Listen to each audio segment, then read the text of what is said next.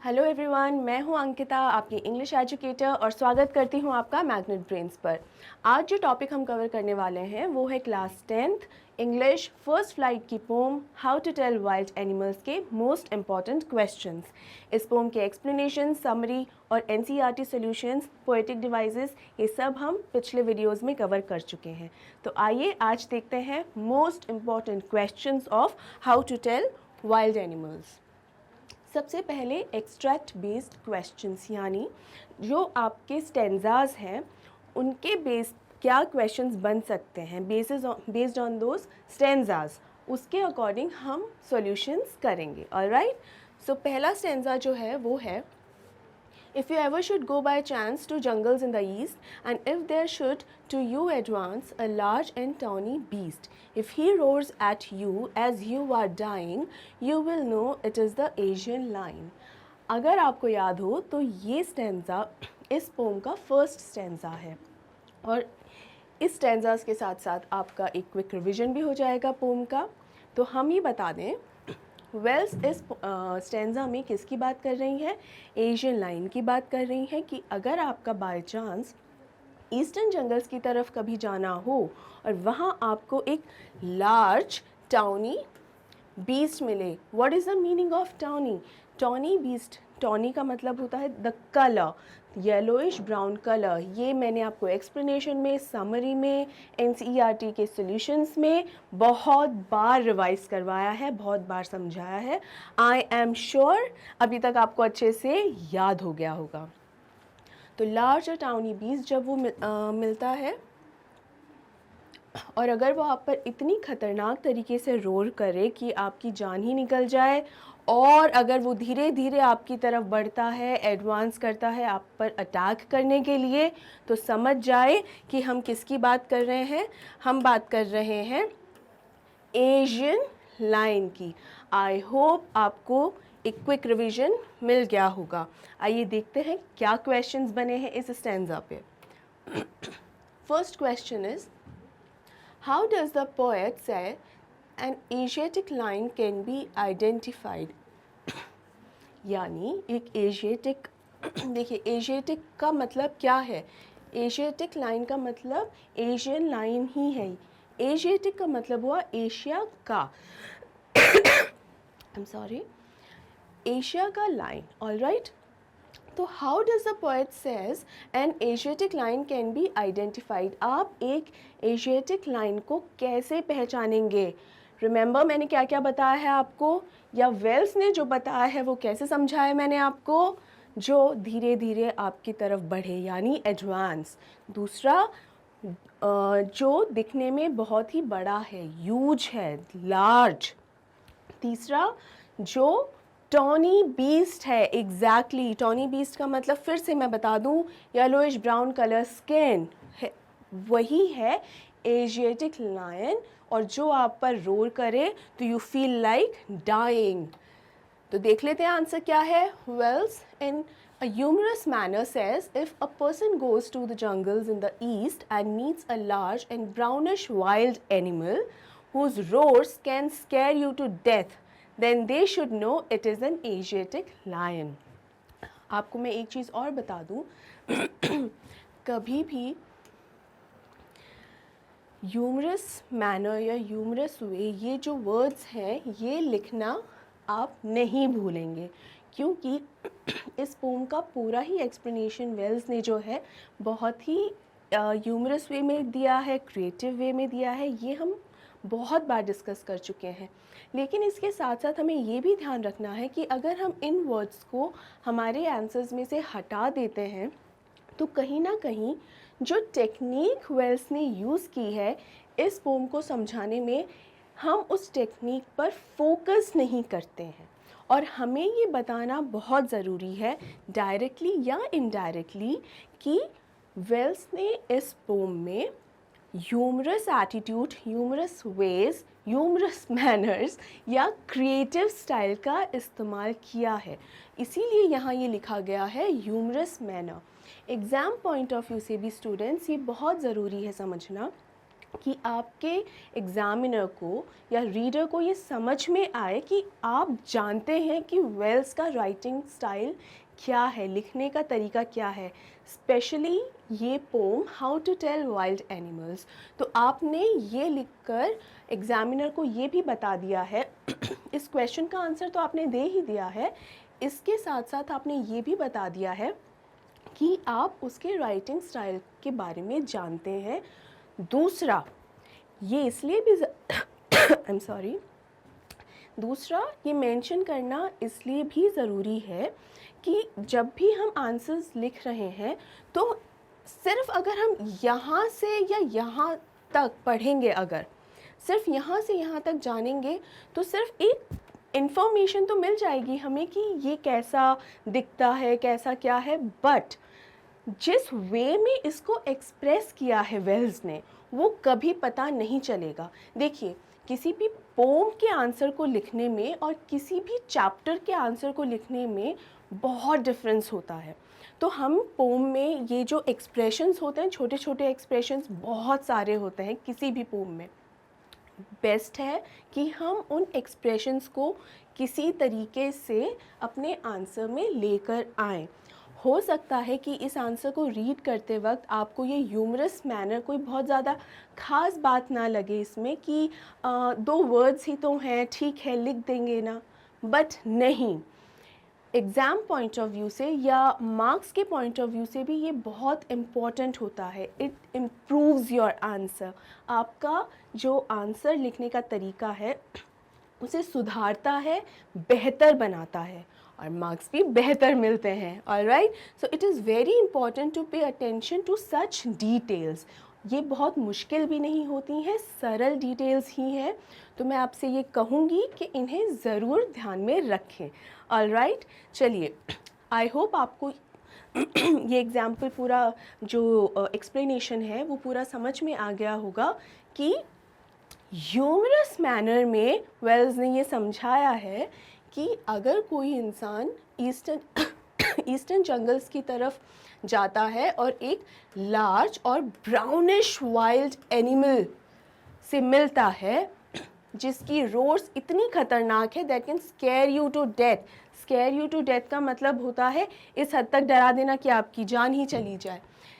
Then they should know it is an Asiatic lion. Alright, देखिए यहाँ मैंने आपको इजी वे में समझाने के लिए ब्राउनिश वाइल्ड एनिमल को ये वर्ड यूज़ किए हैं क्योंकि टाउनी की जगह मैंने येलोइश, ब्राउन, इस तरीके के कलर्स, आप कलर के नाम भी आप लिख सकते हो क्योंकि जो टाउनी का मीनिंग है बेसिकली वो मीनिंग आप यहाँ लिख सकते हैं। लेकिन अगर पॉसिबल है और बेटर चीज़ यही है कि यहाँ आप ब्राउनिश वाइल्ड एनिमल ना लिखकर अगर टाउनी बीस्ट ही लिखेंगे, टाउनी बीस्ट ही लिखेंगे, that would be much much much better. ये भी पोम्स के अंदर जब हम आंसर्स लिखते हैं तो हमको ये ध्यान रखना चाहिए कि जो एक्सट्रैक्ट में या स्टेंजास में जो लाइंस हैं उन लाइंस को हम हमारे आंसर्स में अगर एज इट इज़ यूज़ करते हैं, कोट करते हैं, तो भी वो आंसर को बहुत इम्प्रूव करती हैं वो लाइंस। और हमारे जो मार्क्स हैं वो अगेन इम्प्रूव होते हैं। तीसरी बात, हमारे आंसर का एक्सप्लेनेशन इससे और भी बेटर हो जाता है। तो अगर पॉसिबल हो आप लोगों के लिए तो कोशिश करें, भले ही पूरा फ्रेज़ स्टेंजास तो याद करना बहुत ही मुश्किल होता है, पूरा फ्रेज़ या पूरा सेंटेंस भी अगर आप याद नहीं कर पाएँ तो बीच बीच में दो दो या तीन तीन वर्ड्स भी अगर याद कर ले, जैसे टाउनी बीस्ट, ये दो वर्ड्स ही हैं। टाउनी बीस्ट अपने आप में कंप्लीट एक्सप्लेनेशन है येलोइश ब्राउन एनिमल का, इज़न्ट इट? तो टाउनी बीस्ट आप चूज़ कर सकते हैं, लिख सकते हैं और उसको विद इन कोट्स लिख विद इन कोट्स लिखना बहुत ज़रूरी है। ये विद इन कोट्स, ये इसके बीच में लिखना बहुत ज़रूरी है। कोई भी वो वर्ड्स जो आप एज इट इज़ किसी भी टेक्स्ट से उठाते हैं तो वो हमें हमेशा कोट्स के अंदर लिखने ज़रूरी होते हैं और उसमें कोई भी चेंज नहीं हो सकता। ये आंसर बहुत इजी है, लेकिन इस आंसर के थ्रू मैं आपको कुछ वो तरीके भी बता रही हूँ कि जिस तरीके से आप अपना आंसर जो है वो फ्रेम करते हैं। ये आपको अपने बाकी के आंसर्स को भी फ्रेम करने में बहुत हेल्प करेगा। ओके, इसीलिए मैं आपको ये समझाने की कोशिश कर रही हूँ यहाँ पर कि किस तरीके से आप अलग अलग स्टैंजाज में जो भी आपको एक अप्रोप्रिएटनेस लगे कि हाँ मैं अपने आंसर में ये इसे यूज़ किया जा सकता है, एज इट इज़ मैं ये फ्रेज़ या वर्ड यूज़ कर सकता हूँ या कर सकती हूँ, आप उसे बिल्कुल यूज़ करें विद इन वर्ड या कोट्स, विद इन कोट्स। ठीक है, जैसे एक मैं आपको एग्जांपल देती हूँ, लेप एंड लेप अगेन। रिमेंबर, लेपर्ड के बारे में है ये, लेप एंड लेप अगेन। अब ये जो 4 वर्ड्स हैं, ये 4 वर्ड्स हमारे पोम्स के 3rd स्टैंजा से एज इट इज़ हमने ली हैं। अगर हम हमारे आंसर के एक्सप्लेनेशन में ये 4 words as it is used किए जा सकते हैं, मान लीजिए यूज़ हम कर सकते हैं, तो आप इसे यूज़ कीजिए। और कैसे? बाकी पूरा सेंटेंस आपका सिंपल रहेगा, लेकिन बस इन 4 वर्ड्स के ऊपर ये कोट्स हो जाएंगे। ओके, सो हमेशा ये कोशिश कीजिए कि इस तरीके के स्पेशली पोम्स में आप इस तरीके के जो कोट्स हैं, जो फ्रेजेस हैं या वर्ड्स भी हैं, वो आप एज इट इज़ यूज़ कर सकें। ये आपके आंसर को बहुत ही इम्प्रोवाइज़ करते हैं, बेटर बनाते हैं। ठीक है, चलिए, तो ये आंसर आई होप आपको अच्छी तरीके से समझ में आ गया होगा, इसका एक्सप्लेनेशन। और इस आंसर के थ्रू आपको ये भी समझ में आ गया होगा कि बाकी के क्वेश्चंस के आंसर्स आप किस तरीके से फ्रेम कर सकते हैं। ऑलराइट, चलिए बढ़ते हैं अपने अगले क्वेश्चन पर। What are the main features of Asian lion? Asian lion के कौन से फीचर्स हैं? आइए चलते देखते हैं options. A, huge in size, B, roars, C, brownish in color, D, all of these। देखिए, D का मतलब है कि A, B और C ये तीनों क्वालिटीज़ एशियन लाइन में होनी चाहिए। तो आइए हम देख लेते हैं कि क्या ये तीनों क्वालिटीज़ एशियन लाइन में है कि नहीं। फर्स्ट, ह्यूज इन साइज, ये तो बिल्कुल सही है। Remember, large tawny beast, remember, तो ये लार्ज, ह्यूज इन साइज का मतलब यही है लार्ज, बड़े, ये दिखने में बहुत ही बड़े होते हैं। दूसरा है रोर्स, ये तो कभी भी भूला नहीं जा सकता है, क्योंकि ये रोर करेंगे तो क्या हो जाएगा, हमारी जान ही निकल जाती है, तो इसका मतलब ये भी है। C is brownish in color, TAWNY, yes, tawny in color या brownish in color। तो इसका मतलब ये सभी के सभी पॉइंट्स, ये सभी की सभी क्वालिटीज़ एक एशियन लाइन में है, और इसीलिए हमारा करेक्ट ऑप्शन होता है D। आई होप आपने भी इस क्वेश्चन के आंसर को पहले ही समझ लिया होगा कि क्या है। आइए देख लेते हैं हम सब सही हैं कि नहीं, और हम सब बिल्कुल सही हैं। Congratulations to all of us. देखते हैं अगला question. It's a fill in the blank question. A person's heart begins to beat when the lion roars because they get। ये क्वेश्चन का मतलब है कि किसी भी इंसान का जो दिल है वो बहुत ही ज़ोरों से धड़कना शुरू कर देता है जैसे ही वो लायन की रोर को सुनता है। क्योंकि ऐसा क्यों होता है, क्यों डर जाते हैं, ऐसा क्या होता है? एज दे गेट, हम डर जाते हैं, राइट। हम उसे देखेंगे तो हमारी जान ऑलमोस्ट आधी तो वहीं ही निकल जाएगी, उसको शायद अटैक करने से पहले ही आधी जान तो जा चुकी होगी। तो एशियन लायन का आधा काम तो हम खुद ही कर देंगे, बचा कुछ वो अपने आप कर लेगा, राइट। तो यहाँ पे क्या आंसर होना चाहिए कि हम डर जाते हैं, ठीक है। गेट स्केयर्ड, गेट स्केयर्ड यानी हम डर जाते हैं। स्केयर का मतलब होता है डरना, ऑलराइट। तो a person's heart begins to beat when the lion roars because they get scared। चलिए बढ़ते हैं अगले क्वेश्चन की तरफ। What happens when the lion roars? जब लायन रोर करता है तो क्या होता है? देखिए, हमारी हार्ट बीट क्यों बढ़ जाती है? क्योंकि हम डर जाते हैं। ये बहुत ही माइन्यूट से छोटे छोटे डिफरेंसेस हैं। कैसे डिफरेंसेस हैं? माइन्यूट, ये वर्ड याद रखिएगा, आगे यूज़ होने वाला है। बहुत ही माइन्यूट से डिफरेंसेस हैं। What happens when the lion roars? इसका आंसर स्कैर्ड नहीं होगा कि जब लायन रोर करता है तो हम डर जाते हैं, नहीं।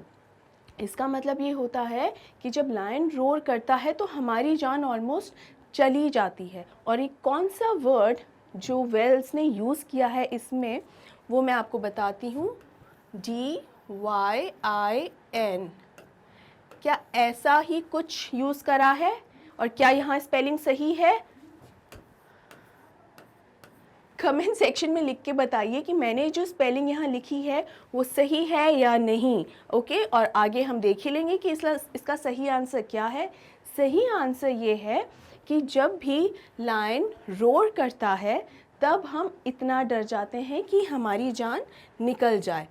तो when a lion roars, then the heart beats increases so much that the person can even die. हमारी हार्ट बीट्स इतनी बढ़ जाती है कि हम मर भी सकते हैं। ऑलराइट, तो ये है इसका सही आंसर। डाइंग की स्पेलिंग सही है या नहीं वो कमेंट बॉक्स में लिखना नहीं भूलें। अगर सही है तो थम्स अप करें और अगर गलत है तो सही स्पेलिंग के साथ कमेंट करें। ऑलराइट, चलिए नेक्स्ट क्वेश्चन, हमारा ये अगला stanza. If sometime when roaming round a noble wild beast greets you with black stripes on a yellow ground, just notice if he eats you. This simple rule may help you learn the Bengal tiger to discern. ये हमारी pome का second stanza है जिसमें Wales ने Bengal tiger के बारे में बात की है कि अगर आप जंगल में आगे बढ़ते हैं और अगर आपको कोई ऐसा जानवर मिलता है जो कि बहुत ही नोबल है और वाइल्ड बीस्ट भी है, यानी एक नोबल वाइल्ड बीस्ट है, तो नोबल का मतलब है इम्प्रेसिव इन साइज़, यानी बहुत ही दिखने में बहुत ही बड़ा है वो जानवर, और जंगली तो वो है ही है। और अगर वो आपको ग्रीट करता है, यानी अगर उससे आपकी मुलाकात हो जाती है, और ऐसा जानवर जिसकी जो स्किन है वो येलो कलर की है और उस पर काले रंग की धारियां हैं, ब्लैक स्ट्राइप्स, काले रंग की धारियां हैं, और जैसे ही वो आपको नोटिस करता है वो आप पर अटैक करता है और आपको खा जाता है, मार देता है। ऑलराइट, जब ऐसे किसी जानवर से आप मिलें तो ये बेसिक सिंपल रूल है उसका, उसी का राज चलता है भाई उस इलाके में जहाँ वो रहता है, तो उसका बेसिक रूल यही है, जैसे आपको देखेगा आप पर अटैक कर देगा, आपको खा जाएगा, मार डालेगा। और अगर ऐसा कोई जानवर आपको मिलता है तो वो कौन है? वो है बंगाल टाइगर। आप उसे आइडेंटिफाई करें। डिसर्न का मीनिंग होता है identify.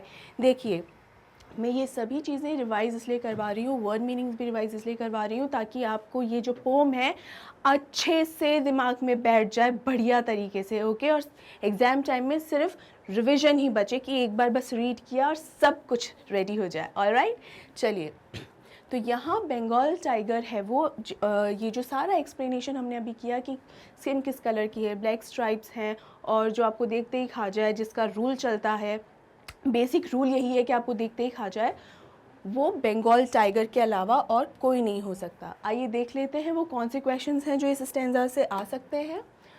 First is complete the analogy.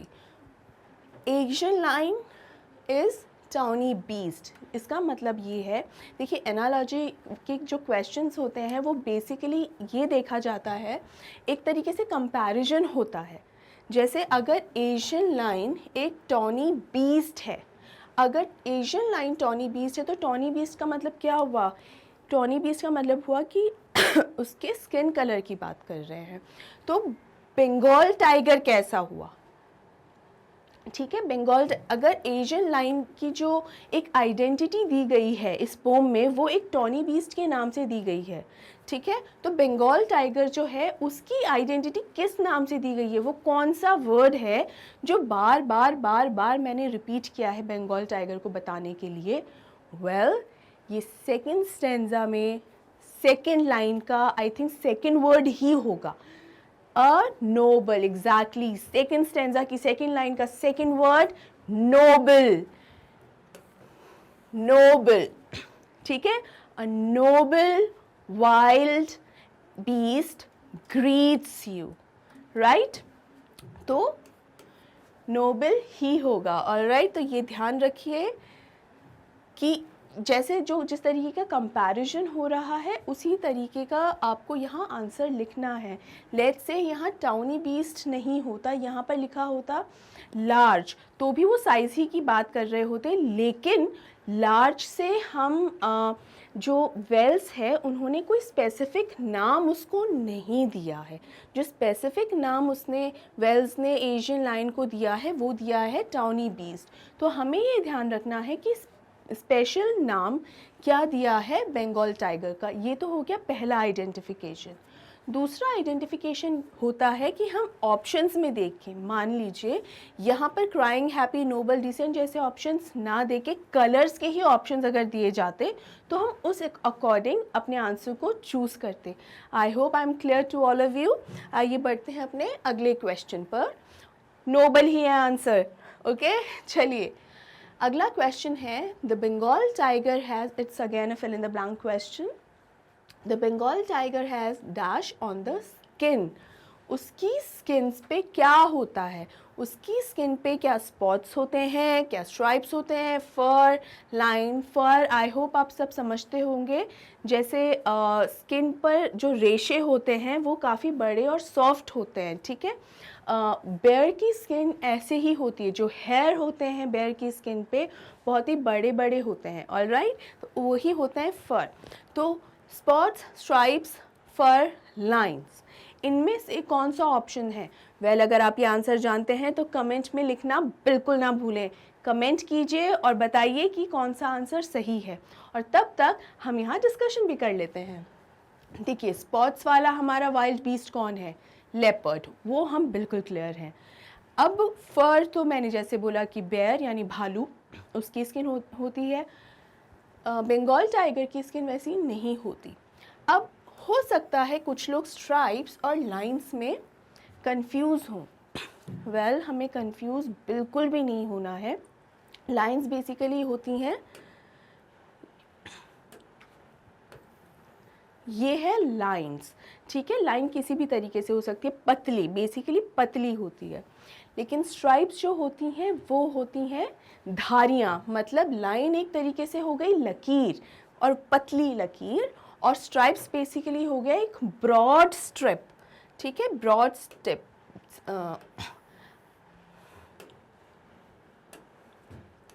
ये देखिए,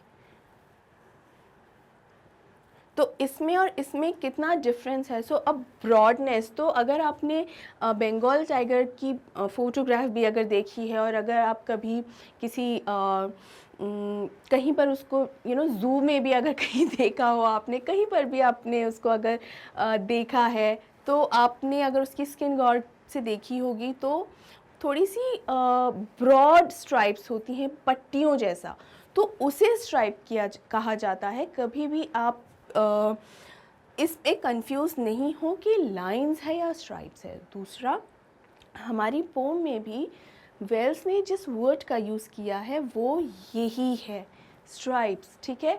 तो बिल्कुल बिल्कुल हमें कंफ्यूज नहीं होना है स्टूडेंट्स, ऑलराइट। देख लेते हैं इसका आंसर, स्ट्राइप्स ही है। अगर आपने भी यही आंसर दिया है, वेल डन। देखते हैं हमारा अगला question. What does a Bengal tiger do the moment he sees you? Well, again, Bengal tiger की क्या आदत है? मैंने जब ये एक्सट्रैक्ट अभी रिवाइज करवा रही थी तब आपको याद होगा कि मैंने उसके एक सिंपल रूल के बारे में आपको बताया था कि जब बंगाल टाइगर आपको देखता है तो बेसिक रूल क्या अप्लाई होता है। देखिए वो तो उसी का इलाका है, जैसे ही आप उसके इलाके में एंटर करेंगे तो शायद उसको पसंद नहीं भी आएगा और आएगा भी नहीं इसलिए कि उसकी टेरिटरी में कोई स्ट्रेंजर क्यों आ रहा है, और पसंद इसलिए आएगा कि उसका मील अब रेडी होने ही वाला है, इज़न्ट इट। लेकिन जो सिंपल रूल है वो ये है कि जैसे ही वो आपको देखेगा या अपने शिकार को देखेगा, बिना टाइम वेस्ट किए आप पर अटैक कर देगा, ऑलराइट, ये है उसका सिंपल रूल। और जैसे ही वो आप पर अटैक करेगा, आप डिसर्न या आइडेंटिफाई कर लेंगे कि ये बंगाल टाइगर ही है। Okay, he pounces on you and eats you without wasting any time. He will attack on you and eat you. चलिए बढ़ते हैं अपने अगले स्टैंजा की ओर। If strolling forth, a beast you view, whose hide with spots is peppered, as soon as he has leapt on you, you will know it is the leopard. It will do no good to roar with pain, he will only leap and leap again. देखिए students, ये जो question है आप इसे ignore कर सकते हैं, हमें सिर्फ इस स्टेंजा पे ही ध्यान देना है। ऑलराइट, तो ये स्टेंजा है if strolling forth a beast you view whose hide with spots. ये तीसरा स्टेंजा है हमारी पोम का। ऑलराइट, तो बेसिकली है कि जब हम आगे बढ़ते हैं और जब हम देखते हैं कि एक ऐसा वाइल्ड बीस्ट हमें मिल रहा है जिसकी हाइड यानी स्किन, जिसकी स्किन ऐसी है जिस पर स्पॉट्स यानी धब्बे पेपर्ड हैं। पेपर्ड का मतलब मैंने आपको क्या बताया था, बिखरे हुए हैं, यानी ऐसी स्किन जिस पे काले धब्बे हैं हर जगह पे। As soon as he has leapt on you, you will know it is the leopard. It will do no good to roar with pain. He will only leap and leap again. मतलब जैसे ही आपको देखेगा आपके ऊपर attack कर देगा और कोई फ़र्क नहीं पड़ता उसे कि आप कितना दर्द में चिल्ला रहे हैं या कितना आपको पेन हो रहा है, वो आप पर बार बार अटैक करता रहेगा, बार बार आप पर पाउंस करता रहेगा जब तक आपकी जान नहीं निकल जाती और जब तक आप उसके मील के लिए रेडी नहीं हो जाते। तो देखते हैं इसके क्वेश्चंस। पहला क्वेश्चन है, one can find out that it is leopard by the way it. क्या करता है वो ऐसा कि आपको एक बार में ही पता चल जाता है कि ये हमारा लेपर्ड ही है? Well, the way he leaps, the way he lurks, the way he roars, the way he eats. देखिए, the way he eats, तो eat खाने के तरीके से क्या पता चलता है हमें कि वो हाइना है या क्रोकोडाइल, क्योंकि उन लोगों का खाने का तरीका बहुत अलग है। एक के चेहरे पे सरकास्टिक स्माइल रहती है और दूसरे की आंखों में आंसू रहते हैं। रिमेंबर, अब किसके चेहरे पे सरकास्टिक स्माइल है, किसके चेहरे पे आंसू टपक रहे हैं, ये आपको कमेंट सेक्शन में लिखना है। ऑलराइट, देखते हैं आपको याद है कि नहीं। रोर्स, तो रोर, किसके रोर से हमारी जान निकल जाती है? कौन सा जो ये रोर वर्ड है हाईलाइट कहाँ किया गया है? जानवर को, वाइल्ड बीस्ट को आइडेंटिफाई करने के लिए। एग्जैक्टली, स्टेंजा 1 में एशियन लाइन को आइडेंटिफाई करने के लिए रोर वर्ड का यूज़ किया गया है। The way he looks, basically looks और लीप्स ये दोनों से ही हम हो सकता है कंफ्यूजन हमें हो जाए कि जिस तरीके से वो दिखता है या जिस तरीके से वो आप पर लीप करता है या आप पर झपट्टा मारता है, ये दोनों ही आंसर्स शायद सही हो सकते हैं, लेकिन झपट्टे तो बाद में मारेगा ना, you know, that would be the second option. The first option would be सबसे पहले तो दिखाई ही देता है, राइट? तो हमें ये देखना है कि सही आंसर कौन सा है, लीप या लुक्स। तो आप सोचिए कि कौन सा आंसर सही हो सकता है और कमेंट बॉक्स में जल्दी से मेंशन कीजिए। तो स्टूडेंट्स, लीप्स और लुक्स में से कौन सा ऑप्शन सही हो सकता है, आपने समझा? वेल, मैंने आपको यही बोला है कि सबसे पहले तो वो दिखाई ही देगा, पहला, और दूसरा ऑप्शन होगा कि लीप, वो आप पर जंप करेगा। लेकिन एक बात बताइए, जब आप एक्चुअल में लेपर्ड के आमने सामने हैं, आई डोंट थिंक कि आपके पास इतना टाइम भी होता है या आपका ब्रेन इतना अच्छे से काम भी करेगा कि सामने शेर है, चीता है, भालू है या कौन है। नहीं ना, क्योंकि आपको कौन दिखाई दे रहा होगा? उस जानवर में अपना यमराज दिखाई दे रहा होगा, इज़न्ट इट?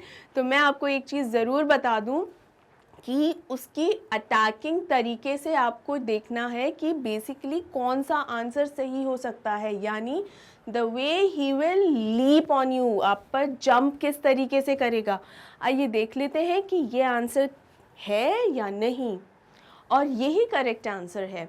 देखिए, हो सकता है आप ए और बी में कंफ्यूज हो गए हों, but I just explained you कि लीप क्यों होगा। आप में से जिसने भी लीप आंसर लिखा है कमेंट बॉक्स में, वेल डन, इट मीन्स आपको ये पोम एकदम बढ़िया तरीके से समझ में आ चुकी है। ऑलराइट, चलिए बढ़ते हैं अपने अगले क्वेश्चन की तरफ, और ये है एनालॉजी का question. Complete the analogy about leopard. Zebra, striped, leopard. देखिए ज़ीब्रा या ज़ेब्रा दिखने में कैसा होता है, पर्ल वाइट जैसा कलर उसका होता है, और उस पर भी ब्लैक कलर की धारियाँ होती हैं, स्ट्राइप्स होती हैं, ठीक है। और लेपर्ड लेकिन कैसा होता है, लेपर्ड की पहचान क्या होती है दिखने में, लेपर्ड की पहचान क्या, वो स्पॉटेड होता है, पेपर्ड होता है, स्पैटर्ड होता है, या नन ऑफ दीज, यानी इन तीनों में से कुछ भी नहीं होता। यहाँ पर भी हो सकता है आप थोड़े से कंफ्यूज हो पेपर्ड और स्पॉटेड में। क्यों, देखिए मैं आपको बताती हूँ। पेपर्ड और स्पैटर्ड इनका मतलब सेम ही होता है, यानी बिखरा हुआ। उसकी स्किन बिखरी हुई तो नहीं ही है, उसकी स्किन तो एक ही जगह है, तो बिखरे हुए क्या हैं, स्पॉट्स। तो मतलब उस पर स्पॉट्स हैं, काफ़ी सारे ब्लैक कलर के स्पॉट्स उस पर रहते हैं, कई बार डार्क ब्राउन कलर के भी स्पॉट्स उस पर रहते हैं।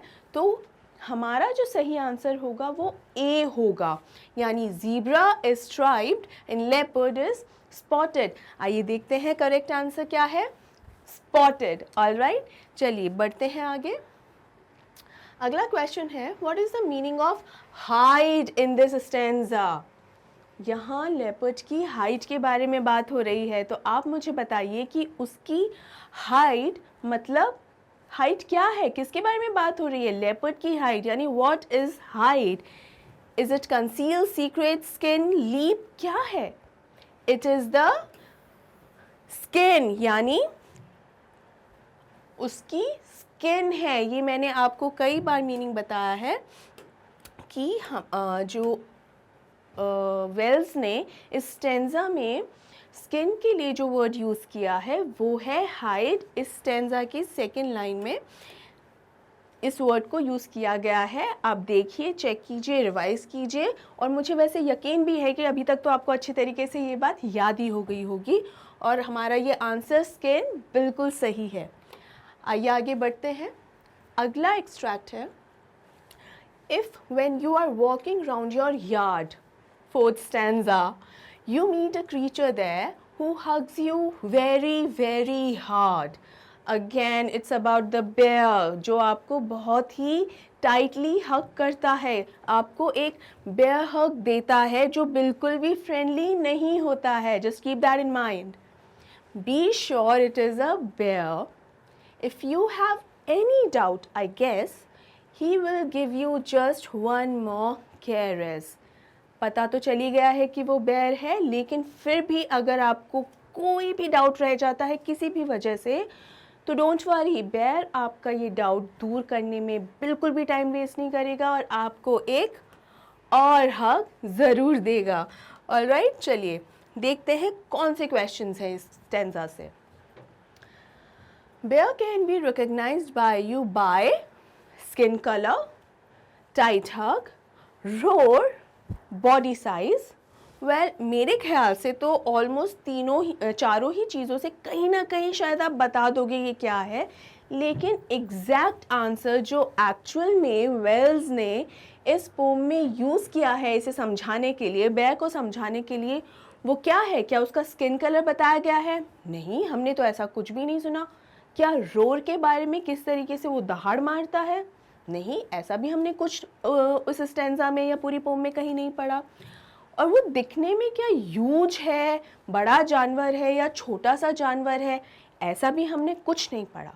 हमने तो पढ़ा है बेयर के टाइट हग के बारे में, एक ऐसा हग जो दूसरी बार ज़रूरत ही नहीं पड़ती है करने के लिए, पहले हग में ही समझ में आ जाता है, और जिसको समझ में नहीं आता है उसे बेयर दूसरा हग ज़रूर देता है। Tight hug is the right answer. Okay, आइए चलिए बढ़ते हैं आगे।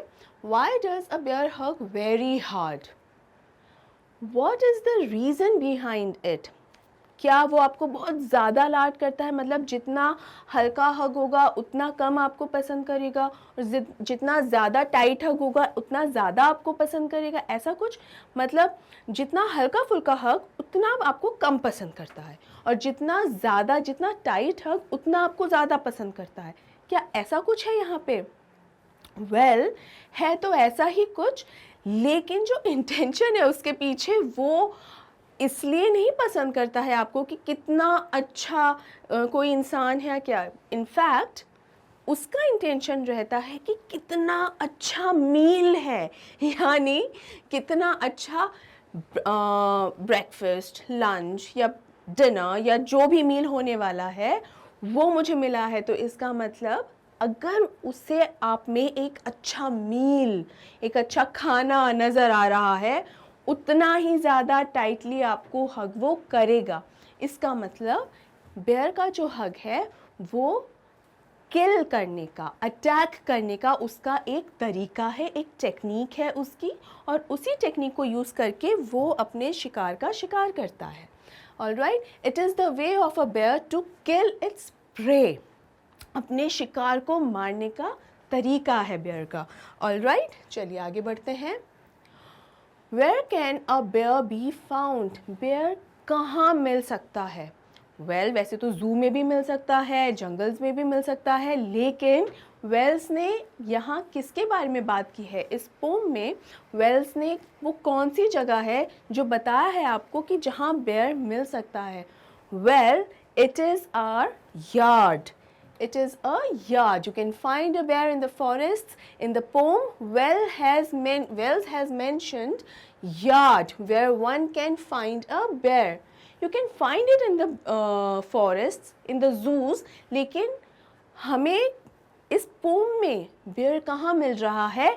यार्ड में, isn't it? तो हमें यही आंसर लिखना है. You will find it in the yard. अब देखिए, जैसे ये वर्ड हमने पोम से एज इट इज़ लिया है, और एज इट इज़ का मतलब है यूजुअली. देखिए, इस चीज़ को सीखना बहुत ज़रूरी है स्टूडेंट्स.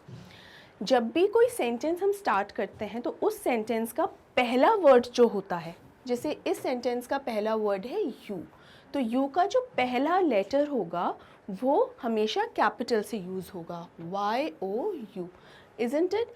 इसका मतलब ये है कि ये एक रूल है, हमें बचपन से ही सिखाया गया है, हमें अच्छे से आता है. और बीच में जब तक कोई प्रॉपर नाउन ना आए, यानी किसी का नाम, जैसे मेरा ही नाम अंकिता, अगर मेरा नाम आता है, मेरा नाम ये एक प्रॉपर नाउन है, तो अंकिता का ए कैपिटल आएगा. सेंटेंस के बीच में अगर कहीं अंकिता नाम आता है तो ए कैपिटल होगा, अदरवाइज कहीं भी बीच में कोई भी वर्ड आता है तो उसका पहला लेटर कैपिटल नहीं होता. अब देखिए, कहीं पर भी आपको पहला लेटर कैपिटल मिल रहा है किसी भी वर्ड का? नहीं. लेकिन यार्ड पर ये रूल अप्लाई नहीं हो रहा है. ऐसा क्यों? Why yard is an exception here. यहाँ पे यार्ड पर ये रूल क्यों अप्लाई नहीं हो रहा, और क्यों ये एक एक्सेप्शनल केस हो गया यहाँ पे? क्योंकि आप देखेंगे कि वहाँ यार्ड किस तरीके से लिखा हुआ है. अब देखिए स्टूडेंट्स, यहाँ अगर आपको यार्ड जो है वो इसी तरीके से लिखा हुआ दिखाई दे रहा है, यानी Y अगर कैपिटल है तो आप भले ही उसे सेंटेंस के बीच में से यूज़ कर रहे हैं या स्टार्टिंग में यूज़ कर रहे हैं, यानी सेंटेंस में कहीं पर भी यूज़ कर रहे हैं, तो वहाँ ये इसी तरीके से, यानी कैपिटल Y से ही स्टार्ट होगा. लेकिन अगर आपकी पोम में ये स्मॉल y से स्टार्ट है तो हम इसको स्मॉल y से ही स्टार्ट करेंगे, भले ही ये सेंटेंस का पहला वर्ड ही क्यों ना हो. आई होप आपको ये एक्सप्लेनेशन समझ में आ रहा होगा. It is very important to understand कि जब भी हम कोई भी चीज़ किसी टेक्स्ट में से उठाते हैं, उसे कोट करते हैं, तो वो शब्द, वो सेंटेंस एज इट इज़ उठाते हैं, ऐसे का ऐसा कॉपी पेस्ट की तरह कर लेते हैं. उसमें एक फुल स्टॉप या कॉमा या स्पेलिंग किसी में भी डिफरेंस नहीं आता है, एज इट इज़ उठा लेते हैं. ना स्पेलिंग में डिफरेंस आता है, वो कैपिटल में लिखा है, बोल्ड में लिखा है, स्मॉल लेटर्स में लिखा है, किसी भी तरीके से लिखा है उसे हम एज इट इज़ उठाते हैं, उसके साथ किसी भी तरीके का चेंज नहीं करते हैं। ये बात आपको अच्छे से याद रखनी है। ये जो यार्ड मैंने इस तरह से यहाँ लिखा है वो आपको यही समझाने के लिए लिखा है। अब आपको जाके अपनी अपनी पोम्स में ये चेक करना है कि यार्ड एक्चुअल में ऐसे लिखा है पोम के अंदर या ऐसे लिखा है। जिस भी तरीके से लिखा है आपको उसी तरीके से अपने आंसर में इसको मेंशन करना है और कोट्स में लिखना नहीं भूलना है। ऑल राइट, चलिए आई होप आपको ये समझ में आ गया होगा। बढ़ते हैं आगे। ये है हमारा अगला stanza. Though to distinguish beasts of prey a novice might nonplus, the crocodile you always may tell from the hyena thus. Hyenas come with merry smiles, but if they weep, they are crocodile. हम इसे explanation में, summary में, NCERT के solutions के दौरान पढ़ चुके हैं कई बार कि इसके अंदर ये जो फिफ्थ स्टैंजा है इसमें वेल्स ने हाइनास और क्रोकोडाइल्स के बारे में बात की है और इन्हें बीस्ट्स ऑफ प्रे कह के बुलाया है, यानी हाइनास और क्रोकोडाइल्स बीस्ट्स ऑफ प्रे हैं। ऑल राइट, इसके अलावा इन दोनों के किल करने के, अटैक करने के और ईट अपने प्रे को खाने के तरीके में जो डिफरेंस है उसके बारे में बताया है कि हाइना जब खाते हैं they have merry smiles on their face and जब क्रोकोडाइल अपना शिकार खा रहा होता है सो दे वीप, दे क्राई, वो रोते हैं। इन्हीं दो चीज़ों के बारे में बताया गया है वेल्स ने इस स्टैंजा में। आइए देख लेते हैं कि इस स्टैंजास के क्या क्या क्वेश्चंस हैं। What is the meaning of a novice? Vocabulary का क्वेश्चन है and very important question. Novice का मतलब क्या होता है? Simple, complicated, inexperienced, well mannered. Well, simple का मतलब क्या होता है? सिंपल, साधारण, आसान।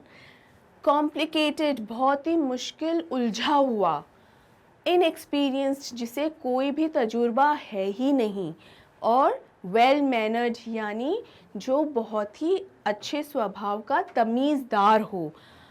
तो नोविस क्या वर्ड किसके बारे में है? सबसे पहले तो नोविस उस शिकार के बारे में है जो अभी खाना बनने वाला है हाइना या क्रोकोडाइल का। फाइन, तो हाइना और क्रोकोडाइल के बीच में जो व्यक्ति अंतर नहीं जानता है, जो जानता ही नहीं कि ये दोनों कौन कौन, हाइना कौन है, क्रोकोडाइल कौन है, देखने में कैसे होते हैं, इनका शिकार करने का तरीका क्या होता है, इनकी क्या क्वालिटीज़ हैं, क्या कैरेक्टरिस्टिक्स हैं, जो इंसान इन सब के बारे में नहीं जानता है वो तो इनएक्सपीरियंस्ड ही हुआ, isn't it?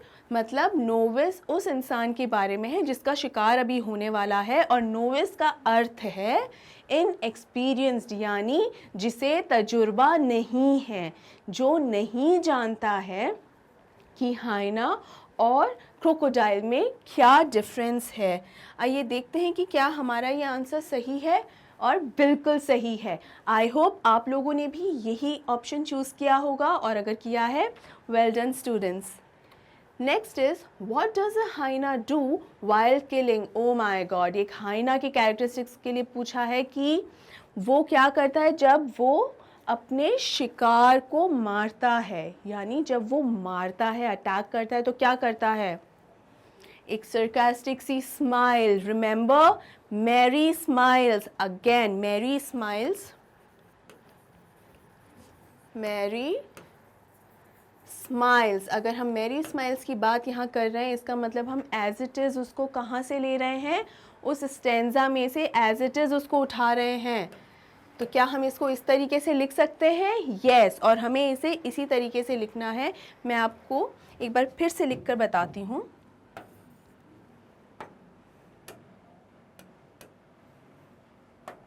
Yes, MERRY smiles. Yes, his merry smiles on the face, यानी ये हमने as it is उठाया है स्टेंजा से, तो ये कोट्स में आ जाएगा, यानी पढ़ने वाले को, एग्जामिनर को उसी वक्त समझ में आ जाएगा कि इस स्टूडेंट ने ये पोम बहुत अच्छे से पढ़ी है और आपकी आंसर तो इम्प्रूव होगा ही होगा, मार्क्स भी इम्प्रूव होंगे। आई होप आपको ये समझ में आया होगा।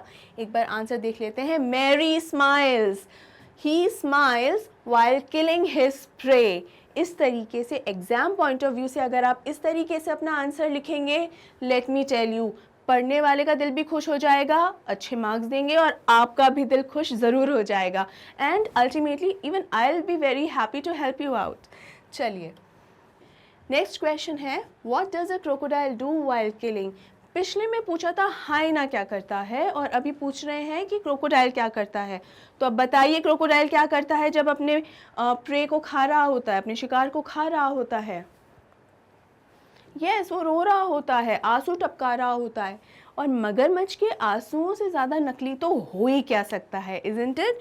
सो if they are weeping they are crocodiles, if they weep they are crocodiles। Again ये as it is। अब आप यहाँ देख सकते हैं ये एग्जाम्पल, ये आंसर जो है वो जो फर्स्ट वर्ड है वो है if, और if का जो फर्स्ट लेटर है वो है I। क्या I कैपिटल लेटर लिखा गया है? नहीं, I एक स्मॉल लेटर है क्योंकि आपकी पोम में ये एज इट इज़ लिखा है। चूँकि हम ये फ्रेज़ एज इट इज़ आपकी पोम में से उठा रहे हैं इसलिए हम इसको एक तरीके से कॉपी पेस्ट ही कर देते हैं। देखिए आप तो अपनी कॉपी में लिखने वाले हैं, राइट। कॉपी पेस्ट से मेरा कहने का ये मतलब है कि कोई भी चेंज नहीं करना है, एज इट इज़ जैसा लिखा है वैसा का वैसा उठा के अपनी नोटबुक्स में, अपनी एग्जामिनेशन शीट्स में वैसा का वैसा आपको लिखना है, राइट। कॉमा फुल स्टॉप तक का डिफरेंस नहीं होना चाहिए। तो मैं आपको यही समझाने चाह रही थी पिछले आंसर्स में। If they weep they are crocodiles, ये हमने एज इट इज़ उठाया है और एज इट इज़ इसको कोट्स में लिख दिया है। He cries while killing and eating his prey. अपने शिकार को मारते और खाते वक्त क्रोकोडाइल रोता है, उसकी आंखों से आंसू निकलते हैं। एग्ज़ाम पॉइंट ऑफ व्यू से फिर से कह रही हूँ students, exam point of view से अगर आप इस तरीके से इस आंसर को लिखेंगे that would be very good, depending on the marking scheme. मान लीजिए अगर ये 1 मार्क का क्वेश्चन है that would be more than enough, लेकिन अगर 2 मार्क का, 3 मार्क का या उससे ज़्यादा का क्वेश्चन अगर ये बनता है तो आपको ऑब्वियसली एक्सप्लेन भी करना पड़ेगा ज़्यादा। तो बेसिकली आपको समझाने के लिए, एक अच्छे से आइडिया देने के लिए मैंने आपको ये बताया है कि किस तरीके से आप जो एज इट इज़ जब हम फ्रेज़ उठाते हैं किस तरीके से आपका एक बहुत बड़ा हिस्सा आपके आंसर का उसमें कवर हो जाता है। तो हमेशा इस बात को याद रखिए। ऑलराइट, चलिए आगे बढ़ते हैं। This is our 6th stanza, मतलब पोम का आखिरी stanza. The true chameleon is small, a lizard sort of thing. He hasn't any ears at all and not a single wing. If there is nothing on the tree, it is the chameleon you see. Chameleon की बात हो रही है कि ये दिखने में बहुत ही छोटी साइज़ के होते हैं। Small, they are small in size, और थोड़ी बहुत दिखने में लिजर्ड जैसे होते हैं, गिरगिट जैसा भी हम बोल सकते हैं थोड़ा बहुत, लेकिन लिजर्ड जैसे होते हैं। और ना ही इनके कान होते हैं, ना ही इनके विंग्स होते हैं। चूँकि ये अपनी स्किन का कलर चेंज कर सकते हैं अपने मूड के अकॉर्डिंग, अपनी सराउंडिंग्स के अकॉर्डिंग। सराउंडिंग्स का मतलब है आसपास किस तरीके का एरिया, किस तरीके से वातावरण मान लीजिए, या किस तरीके का एटमॉस्फेयर है आसपास, या किस तरीके का आसपास माहौल है, उसके अकॉर्डिंग अपना स्किन कलर ये चेंज कर सकते हैं। और अगर ऐसा है तो अगर वो किसी ट्री की टहनी पर, यानी किसी पेड़ की टहनी पे या ट्री की ब्रांच पे अगर वो बैठे होंगे, उस ब्रांच जैसा कलर चेंज कर लेंगे तो आपको वो नज़र ही नहीं आएंगे। You won't be able to see any chameleon sitting on that branch. वहाँ पे बैठा हुआ कोई भी कैमेलियन आपको दिखाई ही नहीं देगा क्योंकि वो बिल्कुल इनविजिबल हो जाएंगे। ऑलराइट, चलिए देखते हैं कौन से क्वेश्चंस बनते हैं इस एक्सट्रैक्ट से। How does a chameleon look? एक कैमेलियन दिखने में कैसा होता है? Small lizard like creature without any years and wings, a lizard sort of thing. देखिए फिर से ये एक्सट्रैक्ट में से, उस स्टैंजा में से एज इट इज़ हमने ये फ्रेज़ उठाया है। within quotes, right? A lizard sort of thing. He looks like a lizard but has no ears or wings. ये तो चलिए मैंने सिंपल एक्सप्लेन किया है तो कोर्स में नहीं लिखा. अगर आपके लिए पॉसिबल हो और अगर मुमकिन हो सके तो आप ईयर्स और विंग्स वाले सेंटेंसेस भी जो हैं, जो फ्रेजेस हैं स्टैंजा में दिए हैं, वो एज इट इज़ लाके यहाँ लिख सकते हैं ताकि आपको अच्छे से ये समझ में आ जाए. आई होप आपको ये क्लियर हो गया होगा. अभी हम आगे बढ़ते हैं. अगला क्वेश्चन है, why can't the chameleon B seen on the tree. ये भी हमने जस्ट अभी अभी रिवाइज किया है कि क्यों कैमेलियन ट्री पर नहीं दिखाई दे सकता. क्योंकि वो अपनी सराउंडिंग्स के अकॉर्डिंग अपना स्किन कलर चेंज कर सकता है, अपने मूड के अकॉर्डिंग भी अपना स्किन कलर चेंज कर सकता है, और इसीलिए वो ऑलमोस्ट इनविजिबल, इनफैक्ट पूरी तरीके से इनविजिबल हो जाता है. इसीलिए अगर वो कहीं बैठा है, चाहे पोम में हमने ट्री की बात की है, लेकिन इसके अलावा भी अगर वो कहीं पर भी बैठा है हमें दिखाई नहीं देगा अगर उसने उस बैकग्राउंड के अकॉर्डिंग अपना स्किन कलर चेंज कर लिया है तो. ऑलराइट, आइए देखते हैं इसका आंसर क्या है. He can not be seen on the tree because chameleon has the ability to camouflage. Camouflage का मतलब होता क्या है? वेल, कैमोफ्लैज का मतलब होता है कि अगर मान लीजिए ये स्क्रीन बिल्कुल वाइट कलर की हो जाए, बिल्कुल वाइट हो जाए, और ना कि सिर्फ स्क्रीन, यानी everything which is in my background, everything turns into white, और मैं भी पूरी तरीके से अपने आप को वाइट पेंट कर लूँ तो शायद मैं आपको नज़र ही नहीं आऊँगी.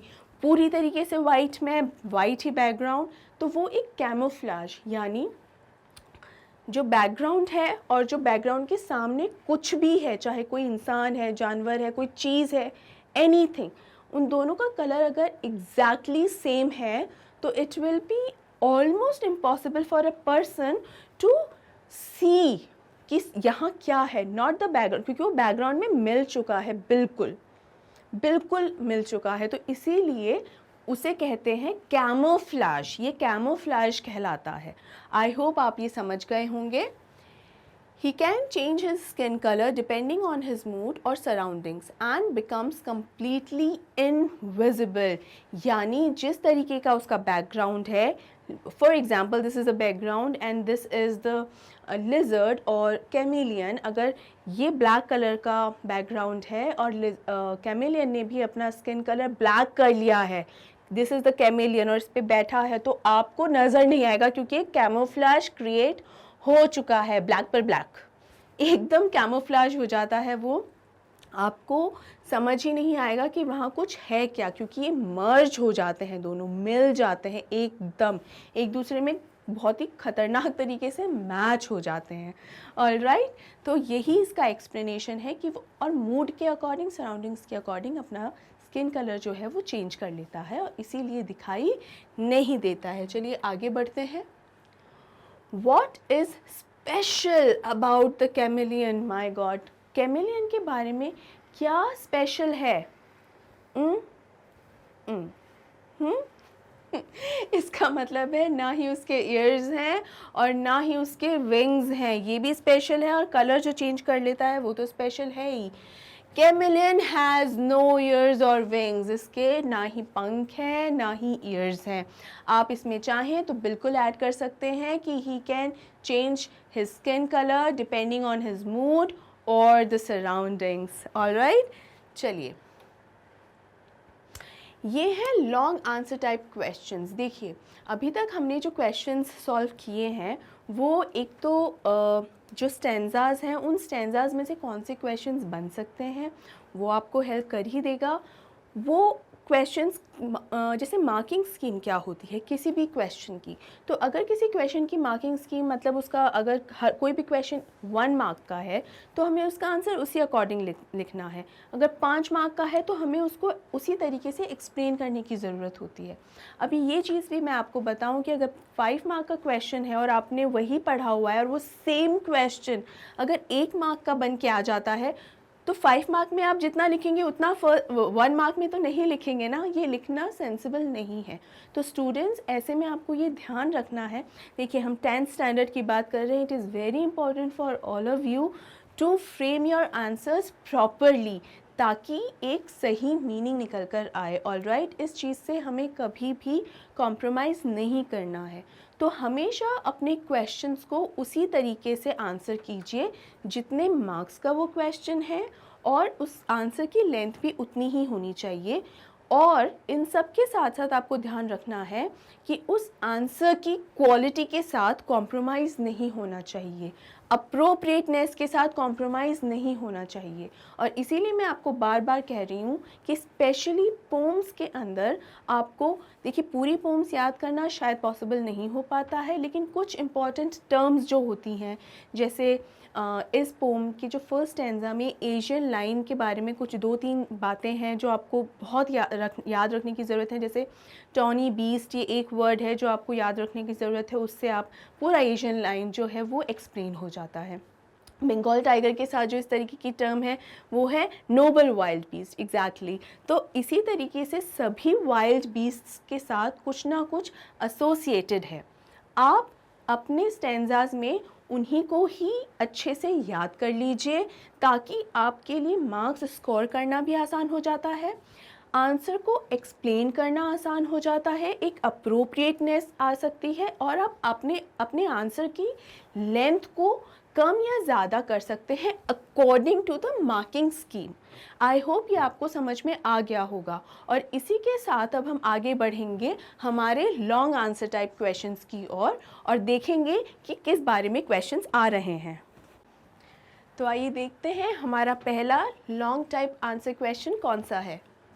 Humor is the best medicine for every ailment in life. Comment.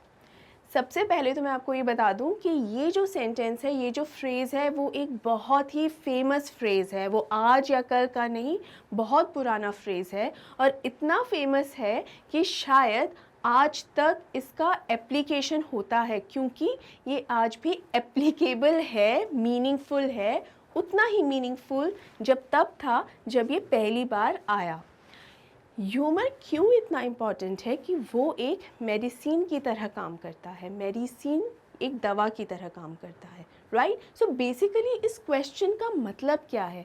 Basically इसका मतलब है कि क्या ह्यूमर एक ऐसी दवा है जो हर लाइफ की किसी भी प्रॉब्लम को सुलझा सकती है या उसका इलाज कर सकती है। और कमेंट यानी आपको बताना है, आपको अपना ओपिनियन, अपनी एक राय देनी है कि ये बात किस हद तक सही है। देखिए, वैसे तो आई एम श्योर सबका अपना अपना ओपिनियन होता है, लेकिन एक बात स्टूडेंट्स मैं आपको बताना चाहूँगी कि सबकी लाइफ की अपनी एक अलग स्ट्रगल होती है, अपनी एक अलग जर्नी होती है। उसमें अप्स एंड डाउन्स भी आते हैं, पॉजिटिव नेगेटिव, आपको हर तरीके के एक्सपीरियंसेस होते रहते हैं। तो कुछ भी करने से ये नहीं हो सकता है कि प्रॉब्लम्स नहीं आएंगी या कम हो जाएंगी। वो तो लाइफ का एक रूल है, जिस प्रॉब्लम को आना है वो आएगी, और फिर जिसे जाना है वो जाएगी। नो चेंज एट ऑल, आप एक्सपेक्ट ही मत कीजिए। द डिफरेंस वुड बी कि आप उन प्रॉब्लम्स को किस तरीके से फेस करते हैं, स्ट्रॉन्ग बन के, स्ट्रेंथ के साथ, कि हाँ प्रॉब्लम है, फेस करनी है, सॉल्व करना है, या फिर आप एक क्राई बेबी बन जाएंगे, एक रोतलू इंसान कि मेरी लाइफ में इतना प्रॉब्लम क्यों है, मेरे साथ ऐसा क्यों हो रहा है। देखिए, ऐसा आपको बिल्कुल नहीं करना है। क्यों? क्योंकि जैसा मैंने आपको बताया कि प्रॉब्लम्स तो आती ही हैं, ये नियम है, उसका कुछ नहीं हो सकता। तो हमें क्या करना है, हमें खुद में कुछ ऐसे बदलाव लाने हैं ताकि हमें उन प्रॉब्लम्स को फेस करना आ जाए, उनका सामना करना आ जाए। और ह्यूमर एक ऐसा, उन्हीं तरीक़ों में से एक ऐसा तरीका है जिससे हम किसी भी प्रॉब्लम को, किसी भी उलझन को सुलझा सकते हैं, प्रॉब्लम्स को सॉल्व कर सकते हैं, उनका सामना कर सकते हैं। मतलब क्या होता है ह्यूमर का? जैसे मैंने अपने पिछले वीडियोस में और इस पोम के एक्सप्लेनेशंस में आपको बताया है कि ह्यूमर का मतलब होता है मजाक करना। तो मजाक करना और मजाक उड़ाना दोनों में बहुत डिफरेंस है।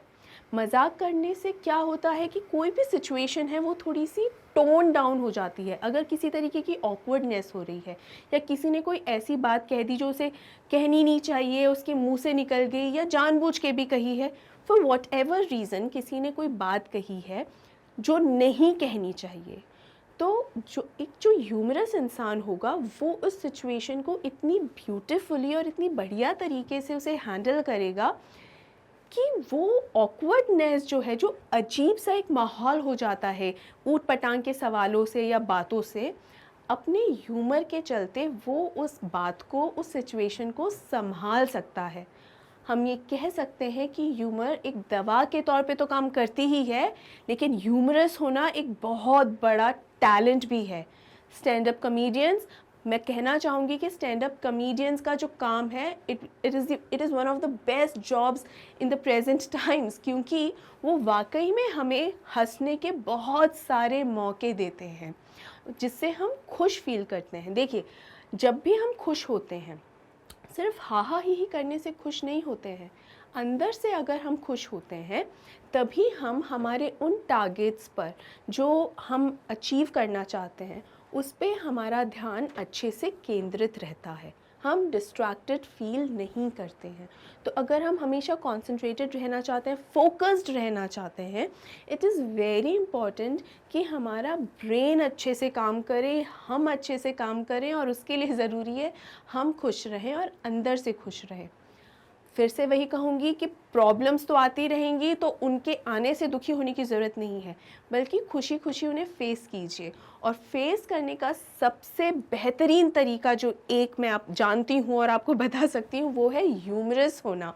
मजाक कीजिए भी, मजाक सहना भी सीखिए। सिर्फ ये नहीं कि मैं दूसरे के साथ मजाक कर दूँ, नहीं, मजाक सहना भी आना चाहिए। Give and take, not just give give give, take also. Alright, सिर्फ मजाक कीजिए ही मत, मजाक सहिए भी। दूसरा, जब हम अंदर से खुश होते हैं, हमारा ब्रेन अच्छे से काम करता है, हम अच्छे और सही डिसीजंस ले पाते हैं हमारी लाइफ में। कभी भी अपना पेशेंस लूज़ मत कीजिए। तो जब भी हम रिलैक्स रहते हैं, पेशेंट रहते हैं, ह्यूमरस होने के साथ साथ, ये बहुत ज़रूरी है कि ह्यूमरस रहेंगे तो हमारी हेल्थ भी अच्छी रहेगी, मेडिकली भी हम फिट रहेंगे, हमारे जो भी ऑर्गन्स हैं, हमारा डाइजेस्टिव सिस्टम है, इम्यून सिस्टम है, वो भी प्रॉपरली वर्क करेगा। जी हाँ, यहाँ इस पर भी असर डालता है, हमारा ब्रेन ही तो है सब कुछ जो करता है, तो इस पर भी, हमारी साइकी पर भी ह्यूमर असर डालता है। तो मेक श्योर आप ह्यूमरस रहें भी, और अपने आसपास भी ऐसे लोगों की संगति में भी रहें, अपने आसपास ऐसे लोगों को रखें जो ह्यूमरस हैं, ह्यूमरस होना जानते हैं और ह्यूमरस लोगों को बर्दाश्त भी कर पाते हैं, यानी समझ पाते हैं। ऑलराइट, चलिए देखते हैं इसका explanation. Humor is the best medicine is as it is infectious. Yes. Excuse me.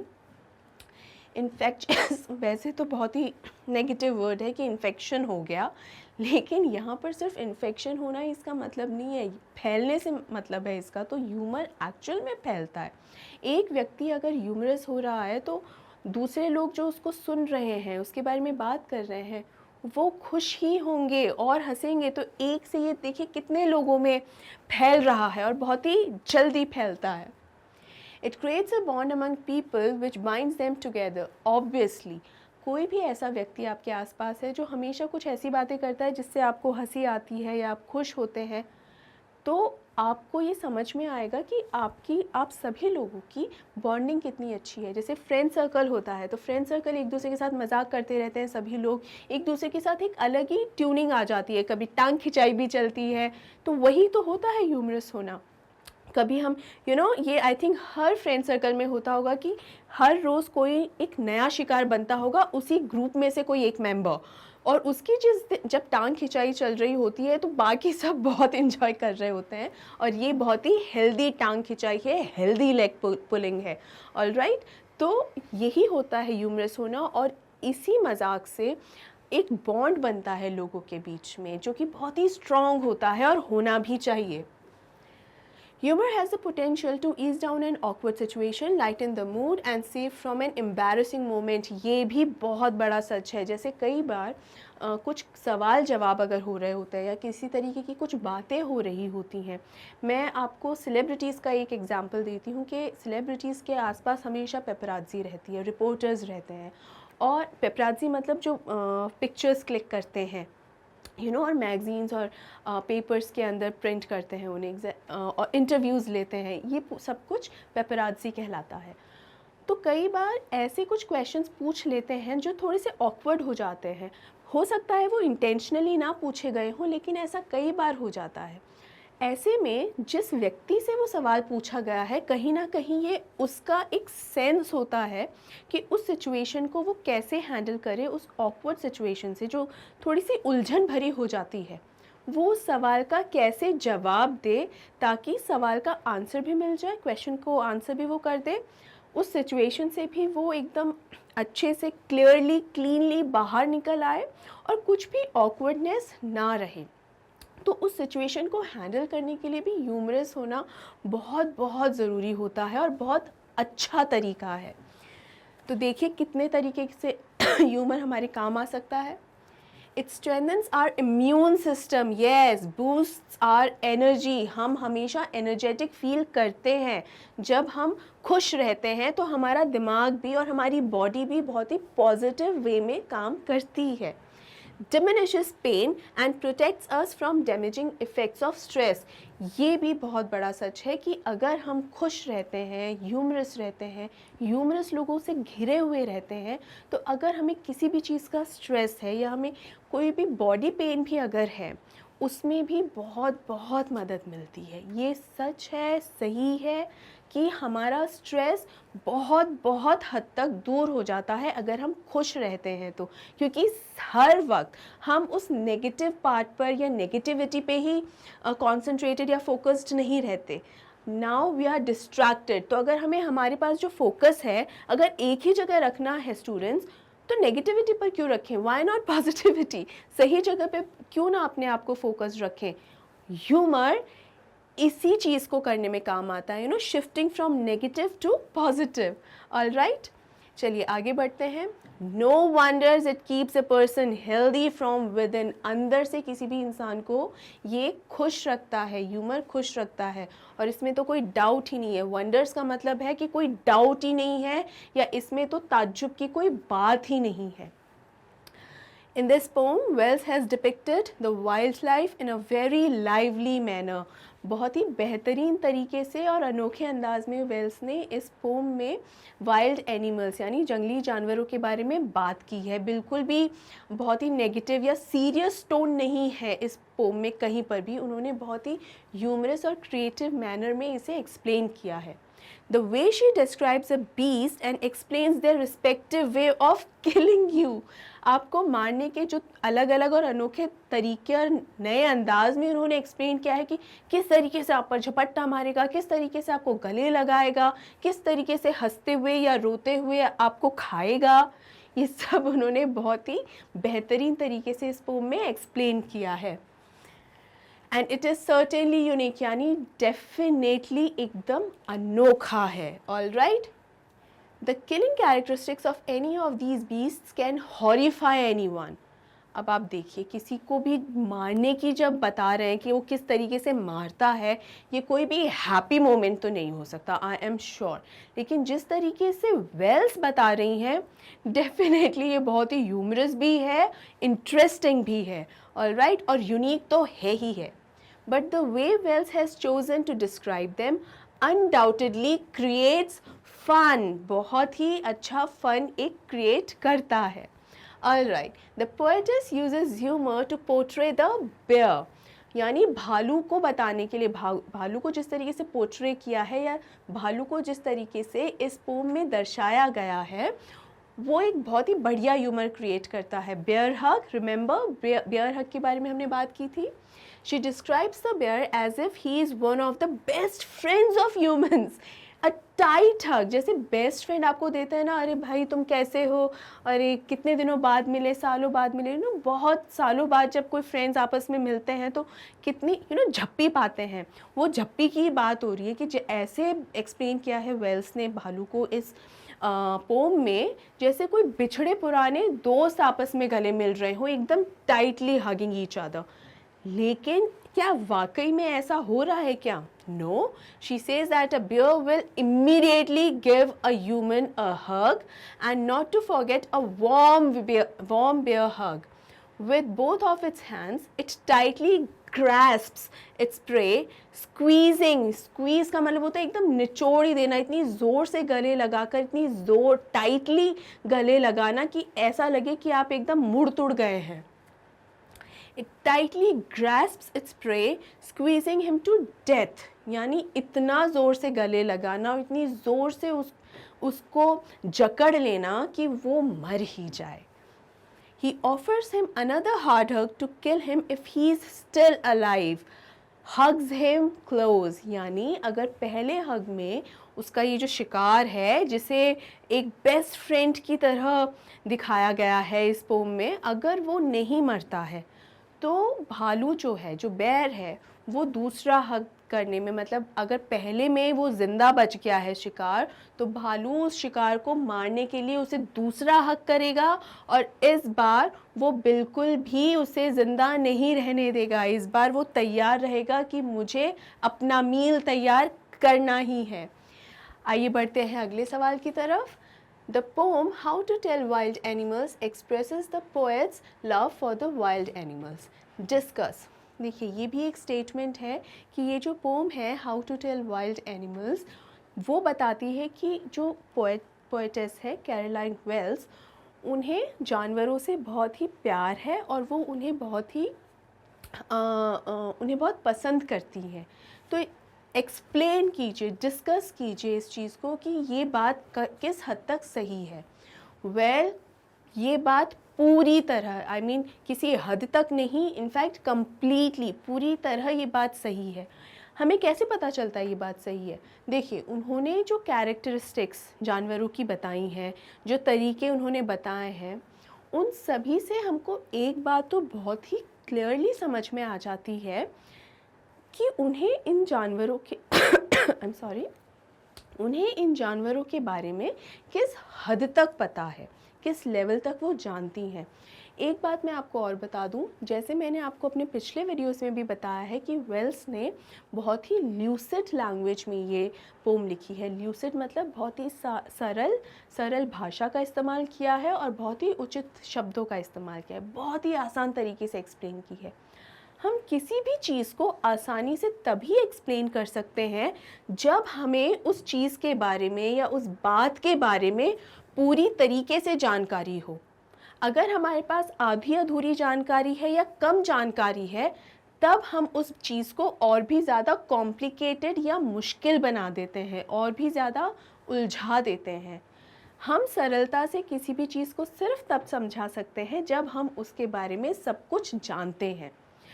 ये अपने आप में एक एग्ज़ाम्पल है कि क्यों वेल्स इतना इजी तरीके से इन सभी वाइल्ड एनिमल्स के बारे में बता पाई, वो भी एक क्रिएटिव वे में, स्किलफुली, इंटरेस्टिंगली और बिना ह्यूमर लूज़ किए.